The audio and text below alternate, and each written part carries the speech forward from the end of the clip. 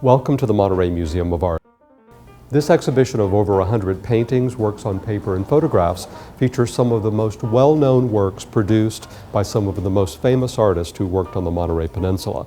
It also features works they made during sojourns in Europe and very exotic places. I hope you'll enjoy this brief guided tour with me and the exhibition.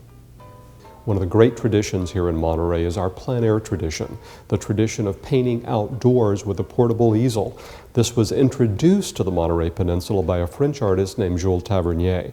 This painting by Tavernier is actually not a Monterey scene, but one he painted at Mount Kilauea in 1887. Tavernier was really responsible for bringing the Barbizon tradition here, which inspired a whole host of artists who followed him.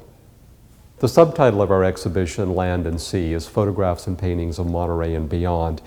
And this marvelous example by William Ritchell is one we're very excited about sharing with our public. It's a painting called Winter Morning, East River. It was painted in 1912 and features a marvelous scene of the East River with the skyline of New York City and the Brooklyn Bridge. This was painted prior to Ritchell's immigration to California several years later. This is a wonderful example illustrating Ritchell's training in the great German academic tradition of the late 19th century. In contrast to William Ritchell's lesser-known work of the East River painted in 1912, this is one of his more famous works. This is Mammoth Cove, painted in 1925. It's a scene he knew well because it's the scene he saw every day from the home he built in Carmel Highlands called Ritchell Castle, a place where he spent the remainder of his life until he died in 1949. It's a very dramatic and light-infused painting that combines the plein air style, which was very popular here in Monterey, with the German Romantic tradition in which he was trained. Armin Hansen is perhaps the best known and most beloved painter of the Monterey School. His work exemplifies our landscape, our natural beauty, and also some of the drama that played out on a daily basis here. This is one of my very favorites, depicting the salmon trawlers. It was painted in 1918. Armin Hansen is usually referred to as a plein air painter, but he was not. His works are carefully composed, painted in the studio. Interestingly enough, he was trained in the German Romantic tradition, as was William Ritchell. Armin Hansen spent much of his youth studying in Europe. He also worked on fishing boats in the North Sea, where he developed a great affinity and fondness for the fishermen who worked there, and that admiration carries over into works such as the salmon trawlers. In addition to paintings and photographs, Land and Sea also features film. We're very pleased to be showcasing two works by French cinematographer Eva Lothar. Eva Lothar came to this area in the early 1960s and discovered Cannery Row. At that time, Cannery Row still had one operating cannery, the Hovden Cannery, but the remainder of Cannery Row was pretty much derelict by that point.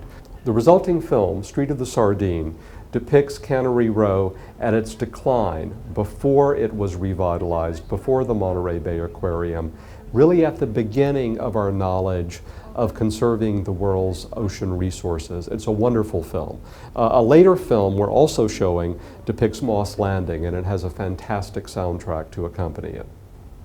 1880 was a landmark year for the Monterey Peninsula. The railroad opened, which allowed tourists to visit this area with much more ease and comfort than taking the stagecoach.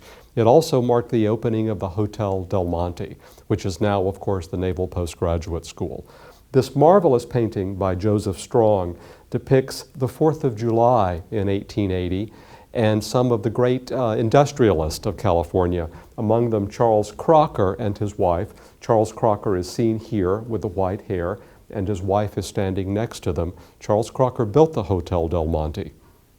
The Hotel Del Monte has a special place in the artistic history of the Monterey Peninsula. It was in the Hotel Del Monte where the first commercial art gallery on the Monterey Peninsula was established, and many of the wonderful paintings which are now in the Monterey Museum of Art's collection originally were displayed in that commercial space.